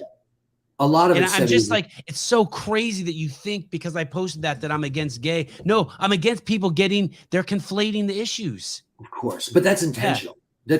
It's the same kind of reaction. It's an intellectual coping mechanism rather than deal with the real issue that you're talking about. We'll change it to an issue that I can feel strongly about. And again, it's people. A lot of people, like, man, they're addicted to their victimhood. They just can't. Everything has to be cast in a way that they're victims. It doesn't matter what it is. And by the way, this is a big reason for this, is that we live in an era of plenty. We live in such wild wealth and excess and all that. This is what you have to do. You gotta, like, people who get bored, and this is what you wind up with: first world problems. Like people screaming about pronouns and shit is like, it's wonderful to have the wherewithal and to be able to bitch about pronouns, because like I spent 15 out of 21 months in Afghanistan, and that's we used to call it the time machine, because when you would land there, it was like going back 800 years into the past. It was like going to the 12th century, just in terms of what's there, infrastructure. They're still living in mud huts on the side of mountains, and so all of that first world bullshit really gets, goes away in a hurry. I mean, yes. So, and it used to be the weirdest thing for me because I would be like I used to see they get smacked in the face with that. So I was in the far reaches on the eastern edge of Afghanistan on one day, right? And then I'd get a helicopter, this blacked out helicopter. I'd fly into Kabul, get on a chartered jet, fly back, land at Dulles. And I was asleep and half, trying to get some rest. And like, so 1 minute you're awake on the far edge of the planet, in Afghanistan. And then the next time I wake up, at the airport coming home in my car, and it was the disconnect was like, whoa, it was really weird. Like kids covered with flies versus kids 100 pounds overweight eating cotton candy at the airport. Yeah. I'm standing in Starbucks and people are bitching and moaning about the waiting because they didn't get their Frappuccino and it didn't have the right, I said 3 pumps and I'm I'm like, I can't, like, is this fucking, like, what the fuck is going on in the world? It's a weird thing. Seema, I am not assuming that all parents are good. You're missing the point. You're reading into it. It has nothing to do. They could be the worst parents in the fucking world. If that's directed at me, they could be the worst parents in the world. You don't post something that's fishing that comes in between parents and their kids with you don't do that. There's different ways to do that, and you sure as fuck don't call them I am now your mom. You don't do that. There's other you don't do that. That's not you just don't. You don't do that. Not kosher. Yeah. I could get into more, but I'm not assuming they're good parents. There's tons of shitty parents. There's tons of kids that need to get away from their parents. I shouldn't say tons. There's a small, tiny fraction of kids that do need to get away from their parents, and I'm all about that. You don't do that by putting a sign with the genitalia flag on it, the flag that symbolizes people who like other people with the same genitalia to have sex with. That's what that flag is. If you believe in the definitions of gay and homosexuality, on a kid's door and conflate it with calling someone else your mom instead of your real mom. It's fucking batshit crazy insanity. And any healthy parent won't tolerate that. Any healthy parent won't tolerate that. You don't accept that. It's insane only because for those of us who came through my dad had flaws and I could certainly talk about them and all that. But he loved us, and he was great, loving, funny, big-hearted, for all his flaws or whatever. I don't carry any of the baggage over, getting smacked or any of that stuff because the most important thing you can do, in fact, I think it truly does conquer all that. If you love your kids, you can be a heaping bag of shit, be an alcoholic, you can be a drug addict, you can be, but if you love your kids, truly, that's really, that wins, they'll be all right. They'll figure it out. They'll love you back. You'll always have a chance, but you got to love. You got to be. The girl we had on yesterday was raised by 2 alcoholics. Yeah. All sorts of fucking, crazy shit with the police and stuff. You know what she said? My parents fucking loved me. They were never bad to me. They loved me. And she turned out fucking great. She's a 20-year-old superstar. Yeah. But she had to see crazy shit with cops come, child protective services, cops taking mom and dad away, but the parents were they loved her. Yeah. My mom was like that, she didn't know who her father was growing up. She was briefly orphaned, raised, all her brothers and sisters had different moms and dads and stuff. And she found her stepfather dead, the alcohol finally killed him. He was a savage alcoholic and all that, but my mom's the most loving, she's a saint, an absolute bona fide saint. Love does really, truly conquers all. It really does. When you look at the president of the United States, Joe Biden, do you have an opinion on his mental faculties? I want to say something really positive about him real quick. Do you think that maybe everything is fine upstairs? It just is scrambled when it comes out of his mouth? That would be the best case scenario. Yeah, right? I don't think that's the case. That's not the case. I shook his hand once when I was doing the Anthrax stuff at the Committee on Government Reform. I think he was right. So a bunch of politicians, names because they never leave. They're like syphilis, you never get rid of those fucking people. But when I was there, it's really interesting when you meet politicians and shake their hands. And we had some politicians come out to my base. I've had that happen several times, congressional visits and all that stuff. And you see, these are people you see on TV, right? And you have this idea of what they are. And then you actually shake their hand and you look into their eyes And my impression of like every politician, and the ones you know, names I'm not going to, but names you know, every time I've shaken their hands, I'm like, I don't know what it is, man. My bullshit detector is like, whoop, whoop, whoop. Then I look into their eyes and I'm like, this is a doe-eyed dope. Like this person is a complete moron. And they always do that. Oh, that like charismatic, like love you and pat you on, like, and I'm like, this is such bullshit. Like it just is so fake and so obviously fake. And they've got all these sycophants around them. Anybody who wants to be in politics, I look at it this way. Anybody who wants to be in politics is immediately disqualified from the job. And it's because of this. I have enough trouble, like just taking care of myself, controlling my own appetites, desires, being a good father, being a good lawyer, doing the right thing, making sure being a good teammate, all the things that I participate in. To be a politician is to engage in the conceit that I know better than you do how you should live your life. Because fundamentally, people who go into politics just want to tell other people how to live, how they're supposed to live their lives. There ought to be a law. Nah, you ought to sit down and shut up. But it's the idea that I know better. I know what's better for other people than they know what's better for themselves. And that's why the kid that wants to be the hall monitor. Greg had the greatest line about that. He's like, do you ever notice that? Do you remember when he said that? Do you ever notice that all the people in HR are the people who wanted to be hall monitors when you were a kid? And he said that right in front of our HR person. I don't know if you remember that, but I do. I thought it was the funniest thing. He said it many times. Yes. He was like, yeah, it's true. I mean, kind of unfortunately. So you think something might be really wrong with him? You think that we might actually have you? You think he's going to make it to the end of his presidency? Boy, they're going to drag him there, probably kicking and screaming, yelling at the rest of us.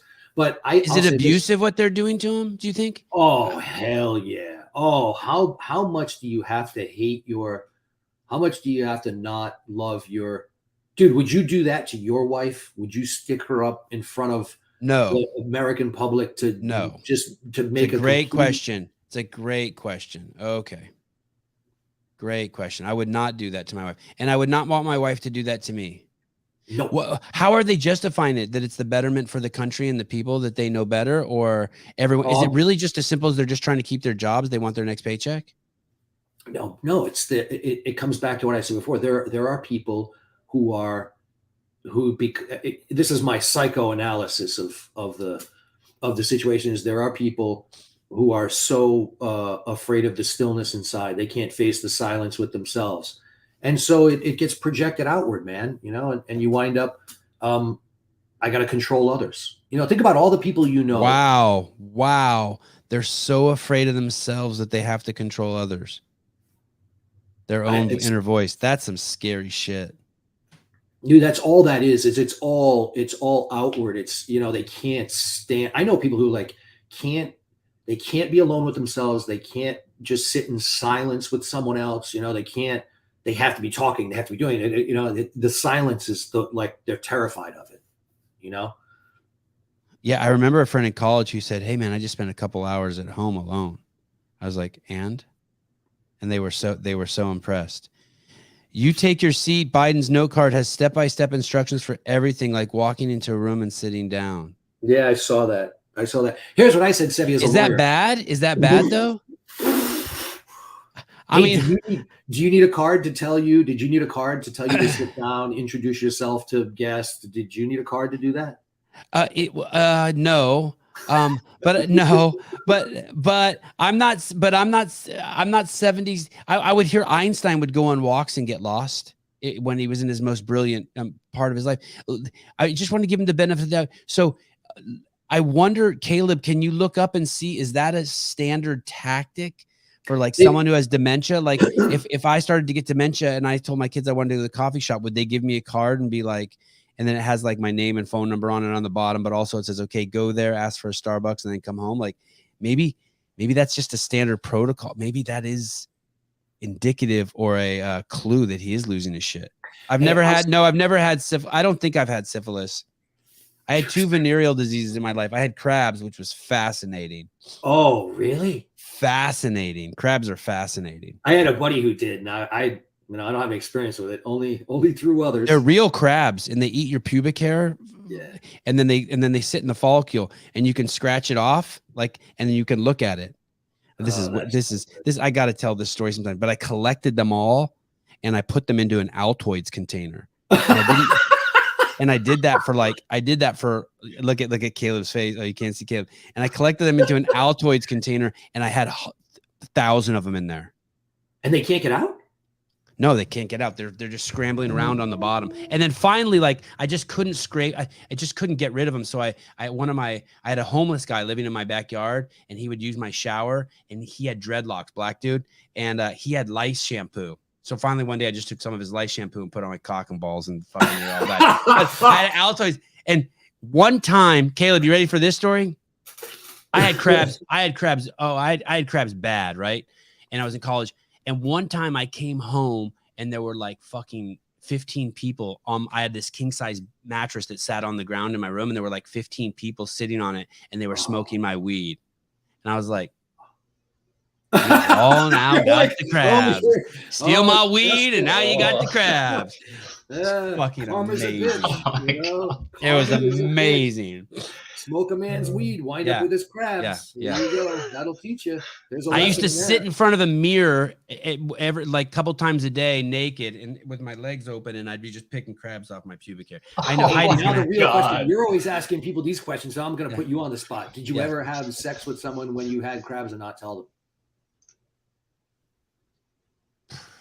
Come on now. I can't imagine I went a month. I mean, I had a harem at the time. I can't imagine. I can't imagine. But I'm a very honest guy. You know what? I want to get you a t-shirt, your own t-shirt that says Sevan Matosian, super spreader. You're your own super spreader. Hey, if you're going to have a venereal disease, that's the most benign one. I mean, they're just bugs just hanging out. I mean, it's just my mom is a nurse, well, retired now, but she's a nurse, and her great curse of people always used to be when I was a kid, like she wouldn't say anything. She's not a bad word for anybody, but if she was like really mad at somebody, you would know, because she would be like, I hope he gets syphilis. And I was shit. Why that in particular? And then she explained the course of the disease. My sister and I were like, oh shit, don't get mom. She'll put a curse on you. Give you and then I think I had a yeast infection once, and I thought it was a venereal disease. I think that was the other thing. Hey, I got something. It's basically mold growing on my penis. Yeah, it was fucked up. It was the military. Little spores all over the helmet. Oh yeah, I took antibiotics. That's what happened. Yeah. I took antibiotics, and it gave me a yeast infection on my cock and balls, on my cockins, on the helmet of my cockins. Yeah. Okay. No, not true. I don't think that's how it works. Yeah, sure. Well, that's what they said happened. They said basically I killed my flora and my fauna on my cock, and it caused a yeast infection. So I had all these little, and then I had to take something to get rid of that, and it was it's 30 years ago. My cock's perfect now. In case of course, I haven't seen a crab in 30 years. It appears to have taken care of itself. Hey, I saw this. The whole like, oh, it's common. This is a gaffe. Like, look, I don't care what anybody says. If I tell people this, I get asked this. It's weird. People ask me like, do you think Joe Biden's like, does he, is he all with it or whatever? And my answer is a legal answer is, if I were a lawyer and somebody who's in his will, when his will, eventually gets probated, when he croaks and, passes on the fortune that he's acquired during his time in government service. When that happens, if I were a lawyer, the first thing I'd be looking for is the date on when the will was done. And if it was during this presidency, man, I'd be filing them. If I were a disgruntled member of the family, those who might take, I'd be challenging the will, non compos mentis, man. You've got at least a colorable argument that this guy he doesn't know what he's doing. Insider is a complete shithole of a publication, by the way. I mean that I want to give Biden the benefit of the doubt, but if anything they say is a fucking lie. They're horrible. We don't have independent media anymore, man. You're independent media. You're real media. We don't have that anymore. We have I call it American Pravda. The major media organizations are just fundamentally where it's like we're living in the Soviet Union circa 1983. That's a really good thing you brought up. If I saw my wife do that, is that a word he just used? Definition of non-compos mentis, not of sound mind. I know Dale's so smart. Good catch, Caleb. Nice. If I saw my mom or my wife do some of the things that I see Joe Biden do, I would take them immediately to the hospital to get checked for a stroke. He's already had 2. Oh, he has. Okay. So it's not that's like, what it looks listen, like. That's, yeah, and I would hope strokes. someone would do that to me. If you guys ever see me, please call someone, text my DM, my wife and her Instagram, be like, hey, we saw Sevan have a stroke on the fucking show. Please. I'll just put you out of your misery. Yeah. I promise you, I won't let you suffer. It's like something's getting stuck in my medulla oblongata. I mean, like I need some liquid Drano. Okay, so it is like that, because that's a great way to think of it. That's what I tell people whenever they get mad at cops for shit they do. I go, what if that was your dad or your brother or your son? Yeah. Like, you got to see them as like those people. And yeah, if Joe Biden was my dad, I would take him. The shit I see him do, I would immediately put him in a car and take him to the hospital to get checked for a stroke. Yeah. Are there any doctors listening? Is that correct? Is that what you would do? I wouldn't. Let's put it this way. I wouldn't. If I were Dr. Jill Biden, I certainly wouldn't be parading. I wouldn't have my loved one, not a chance on earth, in the shape that he's in. There's not a chance on earth I would be. I mean, it's abuse. Seema, you're on fire today. By the way, Seema, you look like the lady who used to run HR for CrossFit. Yeah, a little bit. If you are having a stroke, I heard you're supposed to start reciting the alphabet backwards and say Z is for zebra because it keeps the mind working. I'll have to ask my mom. She's worked with a lot of stroke patients. She started out as a nurse's aide in like a nursing home. She started, cleaning bedpans from the very bottom, and then worked her way up to be a surgical OR nurse and all that. But how long before this case that you have, this current one, the COVID vaccine one, the COVID gene therapy one, excuse me, comes to an end? Is this like 5 years? Is this 10 years? Is this 6 months? Like, how does this play out? It's funny you asked that. I just had some conversations with the Department of Justice attorneys about, like, we want to litigate the issue. Let's not play games, and all that. And so they seem amenable, but I would think that we want to get an answer from the judge about, our claims. We want to have time to brief it, have a hearing, bring witnesses. So the fall, we should get a ruling, I think, sometime in fall. And then neither of us is going to take no for an answer. So like if the judge says rules against us, I'm taking an appeal. I'm already asking my clients to basically bank money in advance, because we'll need an appellate attorney. Because if the government loses, they're not going to accept that. I mean, there's no chance the government's going to go, you know what? You were right. It's not a vaccine. We were just kidding. Really? So why won't there? Is there someone over there who really cares? Do they get support from pharma? Oh, dude. Is it corrupt as fuck over there? Oh, man. Oh, man. You don't want me to open that can of worms. You don't want me So that is basically what's going on. It's really not you against the United States government, you in your clients. It's you against an agenda to keep pushing the sale of vaccines. God, hey, think of it this way, Sevan. The last two directors of the Food and Drug Administration, from 2017 to 2019, the guy who ran the FDA was commissioner, was a guy named Scott Gottlieb. He now sits on the board of directors for Pfizer.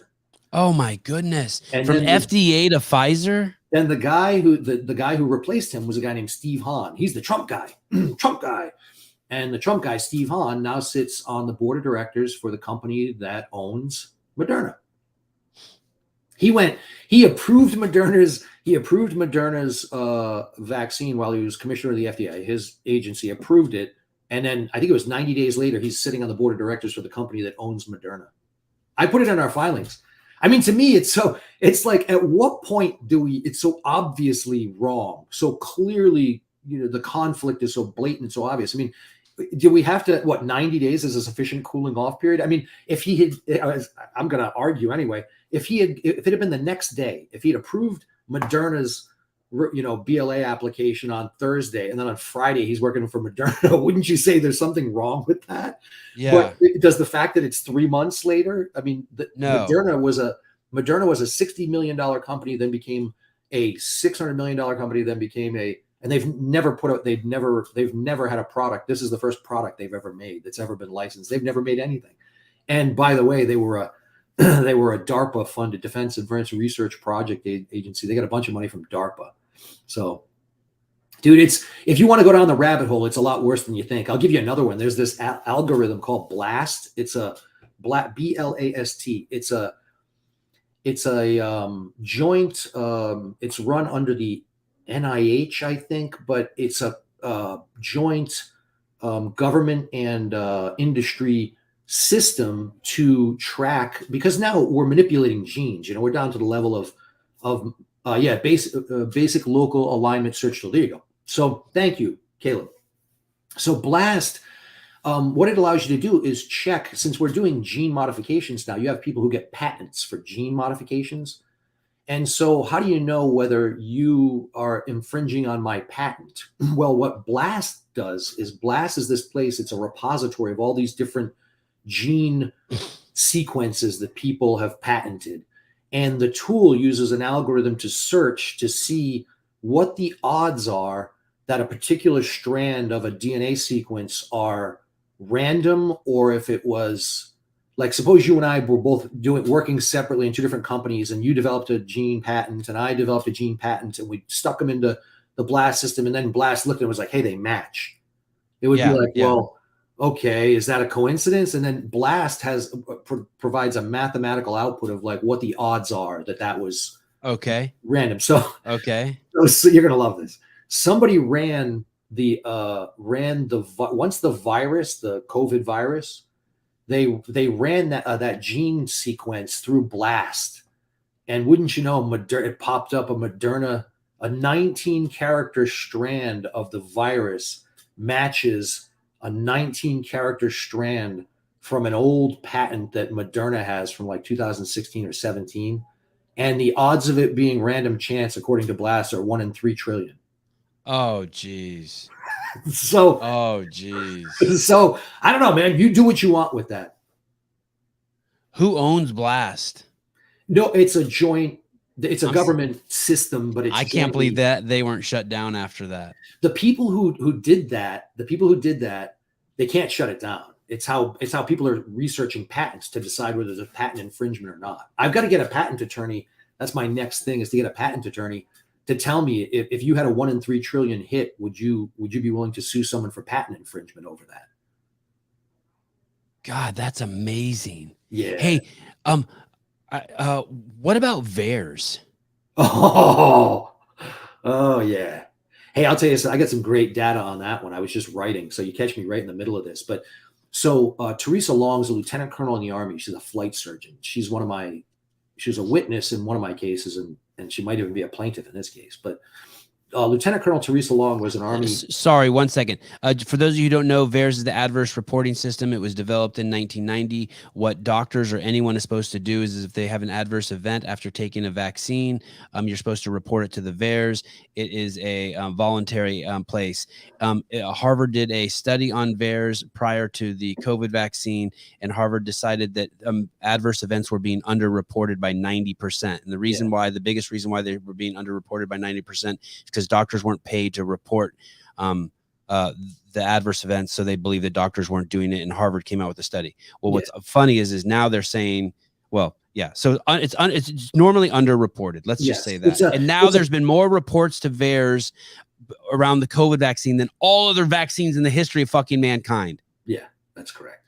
Did you see the two basketball player who died last month, and then the football player who died yesterday? Yeah.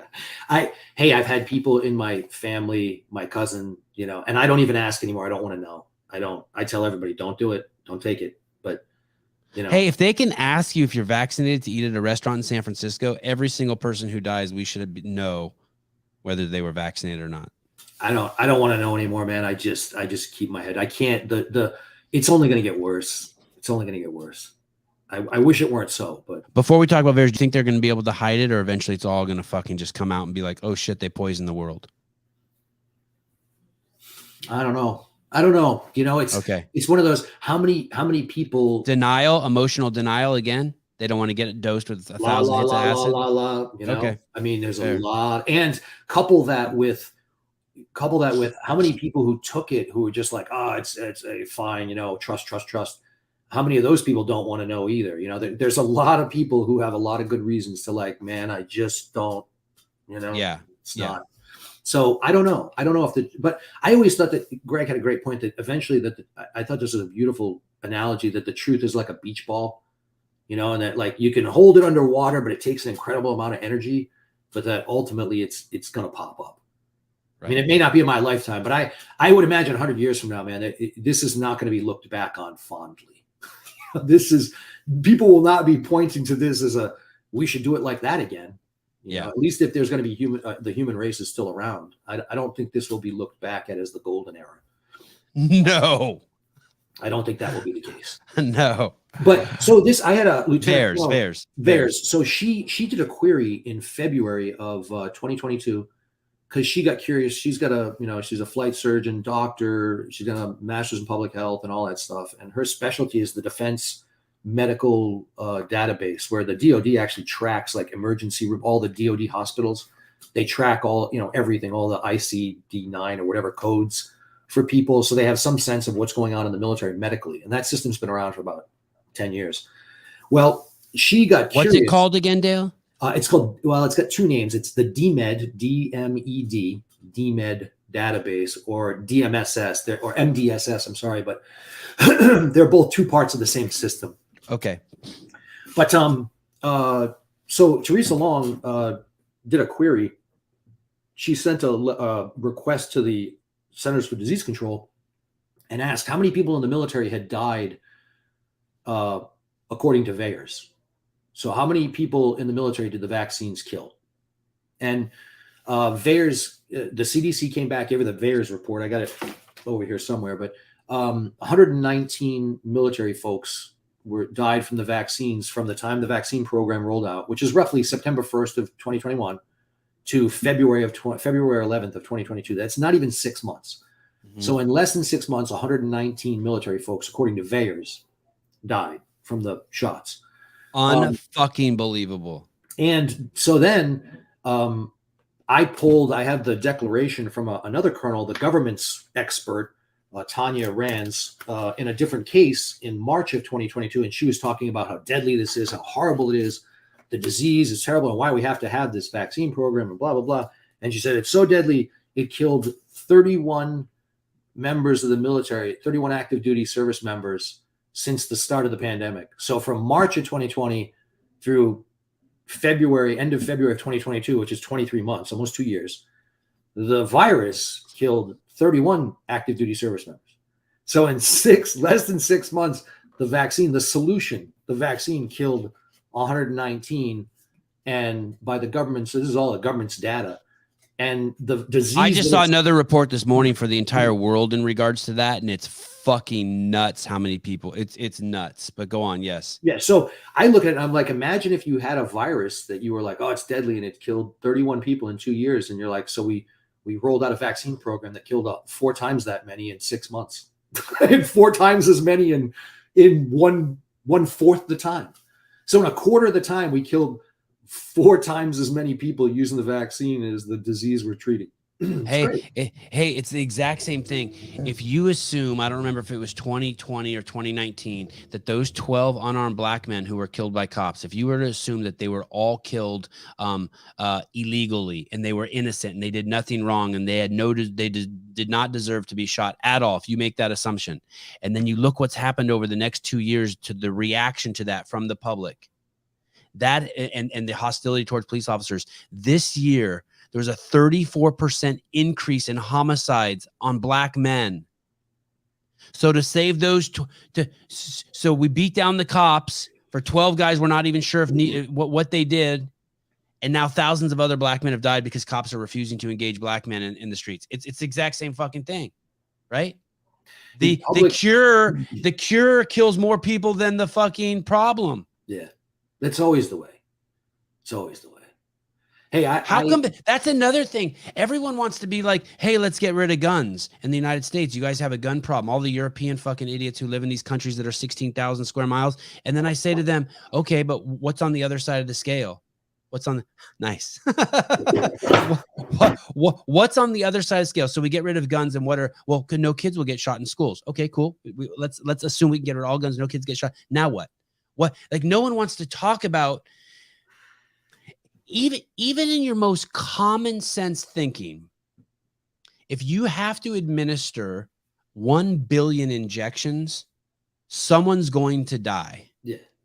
A needle's going to break off in them. Someone's going to drop a needle on their foot. Someone's going to, there's going to be a rotten batch somewhere. You can't administer. The truck driver driving the needles is going to die. But at least 20 people are going to die just in the making of it. They're going to fall into the blender that blends the vat. I mean, people have to die. Like, but no one thinks like this. No one's like thinking about no one is thinking the greater good, the upstream, the downstream. It's because it's all not no one, but just the people in charge. Ken's like, hey, Ken, how do you know I don't have some too? Oh, that's a good looking. This just lives here as a prop. I don't smoke this shit. Did you grow that yourself? Yeah, I have bags and bags of it around. I need to send it to someone. Who wants me to mail this shit to them? I do. I do. Can I put my hand up? Oh, that's some great looking buds. Did you do that outside or inside? Outside. It's like 3 years old. I remember you gave me a bag of weed one time, and I was like, how do you have a bag of weed? You had you had that jar, and you were like, oh, it's all dried and shit. You had a jar of it, and I was like, this could last me the rest of my life. Right. Of course, it only lasted like 6 months, but whatever. I was in the Army when it first started and worked directly with the new trainees that came into basic training and were diagnosed with COVID. And from there, I could see that it wasn't as bad as they said. Yeah, of course. Of course. What my Italian friends in the neighborhoods I grew up in used to say. It's fugazi. It's fugazi. It's all fugazi. It's all fake, man.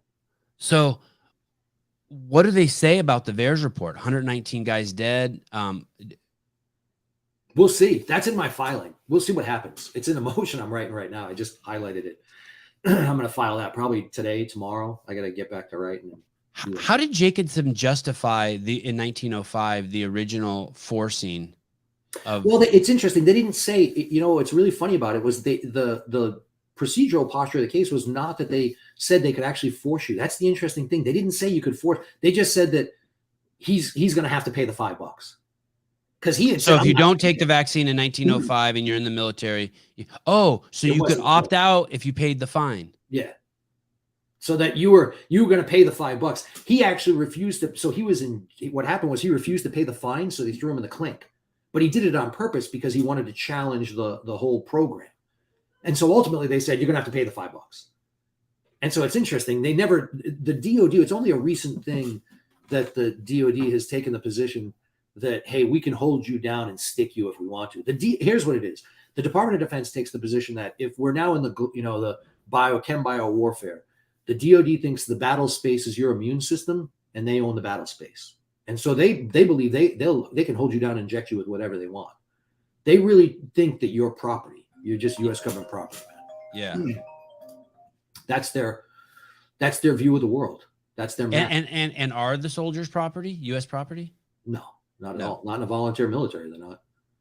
Hey, I hope, Sevi, whether I win or lose, if I do nothing else, I'm kind of at the point where I'm like, if this breaks the military, and I think it might, I think this might be, we might be watching the end of the U.S. military's dominance. And maybe we already did. Maybe Afghanistan, the Afghan withdrawal was the writing on the wall, and nobody just wants to acknowledge it. But U.S. military superiority, like we've lived under that and been comfortable with that, and people have, gotten used to that. Like the U.S. is the world superpower.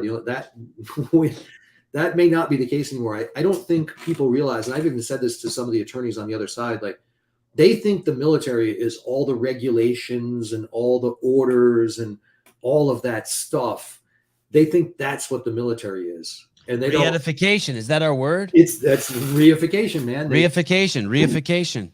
They think that's the military, and they don't understand it's the relationships and the trust and it's the being able to depend on the other guy, and all that stuff. And so it's almost nothing to do. The brick and mortar of the military is the trust that exists laterally and then vertically, and the vertical trust has been destroyed.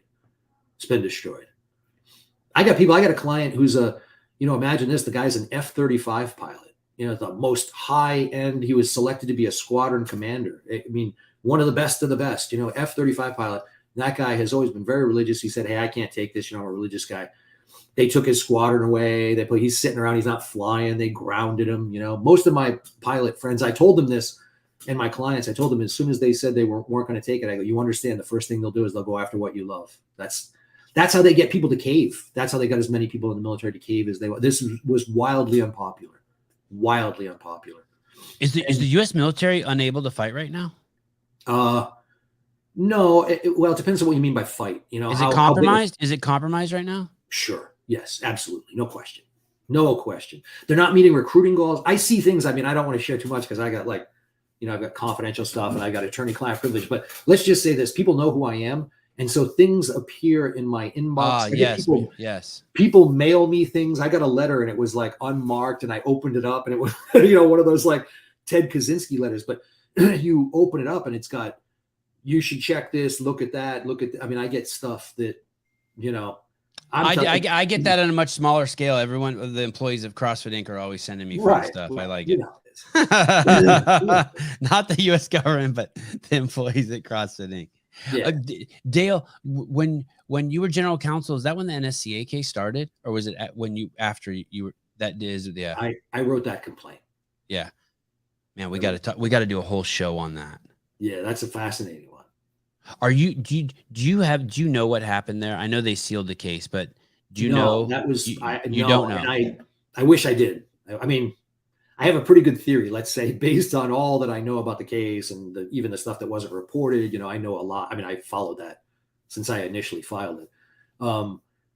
Given everything that I know, I got a pretty good idea of why that all went the way it went. But and why it's sealed and the affiliates can't be told what happened in there. Yeah, I mean, look, the fact that it's sealed and the affiliates can't be told ought to tell you everything you need to know about what's in there. There was obviously the CrossFit Journal, and Greg, the first 3 years it was out, Greg wrote everything in it. And then Mike Workington, who we both love and fucking respect the shit out of. Yep. He put together a list of 30 must-read articles that Greg Glassman wrote. And I was thinking about when Eric Roza took office and he was in a meeting and someone used the term GPP and he didn't know what it meant. And I was tripping the other day. I was like, what was any affiliate or anyone thinking that you had Greg Glassman, the guy who invented fucking CrossFit, and you replaced running the company, the vision, the direction, all that. And then you replaced him with a dude who doesn't. And I wondered, do you think how he would probably have to read those articles, all 30 of them every single day for a month to get to the 5-yard line of where Greg is. And then, but I bet you the current CEO doesn't even know those 30 articles exist. I'm just tripping on how anyone is still on that boat. Oh, that boat's sinking. Hey, speaking of which, I thought Dave was going to be the new CEO. I mean, if they're smart, they either make him or Nicole the CEO. It's looking more and more I'm just tripping. I'm tripping so hard that anyone with a brain thought that Eric Roza could run that company. It's like having an F-35. It's like having me try to fly an F-35. Sevi, I just have no business. I have no business. Maybe, hey, Seb, did you ever think it's only because you have the thought in your head, you have the paradigm that the people who bought it wanted to succeed? Well, right. And it does look, yes. Yeah. I mean, maybe that was whatever the price, whatever the asking price was, maybe that was just the money to let CrossFit, of course, float into an iceberg. Of course. And whether that's true or not, it's a very logical, it's a workable model. Yeah. If you like algebra and you like balanced equations, if you have 200 million on this side, you might as well put 200 million on this side. And yeah, I know. Dale, I got to have you back on again. I didn't even get to any of my notes. We took so much. I'm sorry. I took up all your time, man. Take up all my time. This show is going to be huge. I love you. I need to have you on as a regular. You're the best, man. I love you. I do it anytime you want. Awesome. Any subject, man. You know me. I love to talk about anything. Caleb, thank you. Caleb, peace, brother. You're the man. Did you get forced? Did you take it? Yeah. Did you get the shortness of breath afterwards? No, I had no problems with it afterwards. He's not allowed to say, because if you say, that's right. Guys in the military DM me all the time, and they're like, if you say something's wrong with you, you lose your position. Like if you say like, yeah, most of my clients lost their jobs, so they were pilots. I mean, butchers, bakers, candlestick makers, and yeah. All right, brother. Thank you, Dale. I'll stay close contact with you. We'll talk soon. Yeah. Love you. Thanks, Caleb. Appreciate Matt. Everybody, you guys are great. Bye. Later. Damn, that dude is smart. Definitely. I gotta head back to work, actually. Oh, well, thank you. No problem. You're a good show. dude. All right. Bye. See ya. Hour and 49 minutes, guys. Great show with Dale Saran, former general counsel of CrossFit Inc., hardcore CrossFitter. We didn't even get into any of his crazy CrossFit numbers. Homeboy's got some skills. And he's no spring chicken anymore. Tomorrow, it says tomorrow at 7 a.m. I have a live call-in show. Can that be true? That would be awesome. I need to get Yevgeny back on. Then Sunday at 7 a.m. I have the Hiller Fit review show. That's where I look at all his videos from the week, and I beat up on Mr. Andrew Hiller and talk shit to him about, hey, you said this, you said this. I got some great shit talking to do to Andrew this week. And the humble Mr. Hiller, the human tornado, always is fun in his responses. Okay, so the next 2 days are fun. We have a live call-in show. I can't believe I have a live call-in show tomorrow. Those are my favorite. I wonder who I should have on, if I should invite someone on. I've been missing Rich Froning. I wonder if he'll come on for a few minutes, grace me with his presence.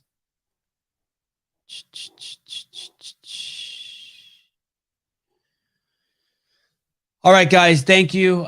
Bruce Wayne, you the boss. What's her name? Seema, you were great today. Thanks for all the interaction. Kenneth Dunlop, Mr. Rich Holton, thanks for being part of my mom joke. Matt Burns, Heidi, always. Please check out the fake Sevan podcast, even though Heidi's getting soft. Victoria Stump, thank you very much. Seema Seema. Let's just call it Seema. Who else is in here in the comments? Jessica Pearson, always good to see you, girl. Eric Wise, thanks, guys. Okay, I'll see you guys tomorrow at 7 a.m. Love someone, hug someone, accept someone, learn something new today. Our only value as human beings is our ability to help our fellow man, regardless of who, what they are. Spread the